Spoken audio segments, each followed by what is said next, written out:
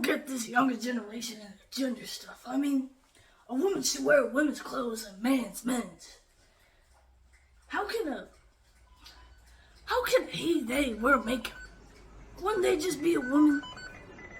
Sir, we're at a McDonald's.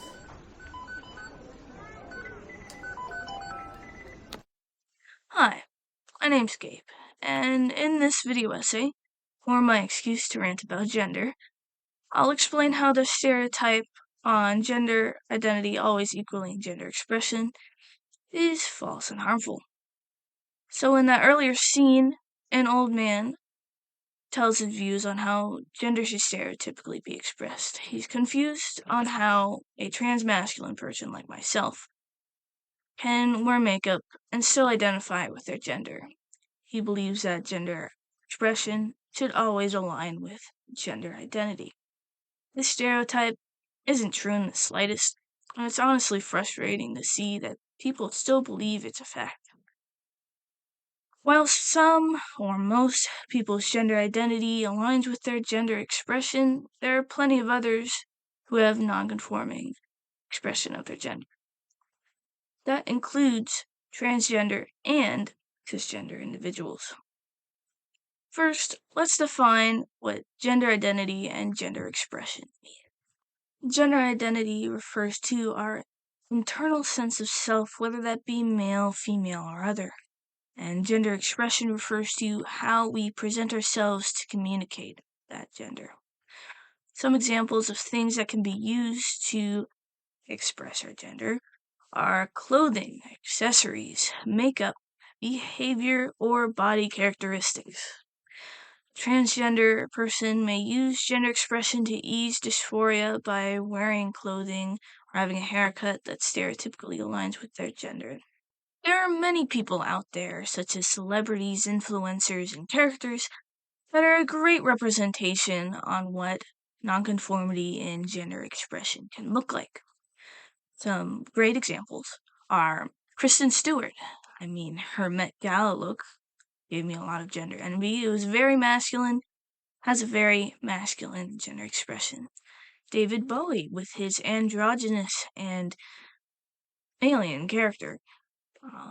Then there's Dorian Electra with their also androgynous, but seems to have some masculine and feminine elements in expression. Lil Nas with his somewhat feminine presentation, Oscar Isaac with his skirts, and Nate Hardin, who's a character from All American, who has feminine presentation but also has masculine facial hair. And there's the Goddess Boys and Frankie Fierce, who are also the same. They have feminine presentation and masculine facial hair.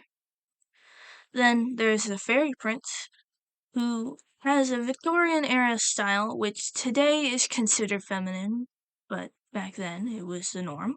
But yes, he has wigs and he wears makeup and has a very feminine appearance or expression. Then there is Lad Nicola, Nat, and Yagami who uses gender expression as a form of entertainment. Lad Nicola and Nat present themselves femininely by wearing makeup and feminine clothes, and they portray a feminine voice. And they do this in video chats to trick others into thinking that they're female. And in the end, they reveal that they're male, and there's all these laughs. And then there's Yagami with their masculine voice acting. They usually have a feminine voice, but when they act, they lower their voice to portray male characters for their videos and audio content.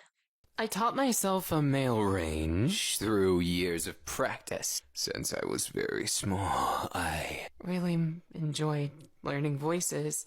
I am also someone who has a non-conforming gender expression.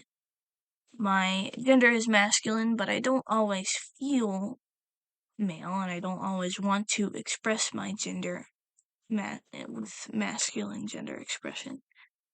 There are times where I want to express my gender the same way that the pirates and rebels do, with flowy shirts, eyeliner, and their eccentricity. It's very non-conforming. And even if it might not feel the most comfortable putting myself out there like that, having a non-conforming expression, I want to express myself how I see my gender and how I feel. I've mentioned before that both cisgender and transgender individuals are affected by gender stereotypes, although transgender individuals are affected more. So, while a cisgender person may be celebrated for their non-conforming expression, a transgender person would be ridiculed. Sarah Kate gives some examples of this in her Instagram posts. So, a binary cisgender individual who plays with gender expression would be considered cool and edgy, and a non-binary transgender individual would be considered too feminine or too masculine to be considered non-binary, even though they both have the same gender expression. Another example of this would be a cis woman with hairy legs would be considered celebrating her bodily autonomy, her body, her choice, and a trans woman with hairy legs would be told to try harder if she wants to be seen as a woman. You see the difference in treatment, right? Like I mentioned at the start of this video, some people just can't fathom how a trans person would have a gender expression opposite to their own gender, or not have it align with their own gender. If they feel uncomfortable with identifying with their gender assigned at birth, then what's the point of transitioning if their gender expression doesn't align with their gender? Oh, maybe it's because gender has nothing to do with how you present. You know, like the same way it is with cisgender individuals. Any gender expression is free for anyone to express, but these discriminators, the people who are holding on to the boxes of what gender looks like, who were raised with gender stereotypes, they'll try to control youth and alter that fact.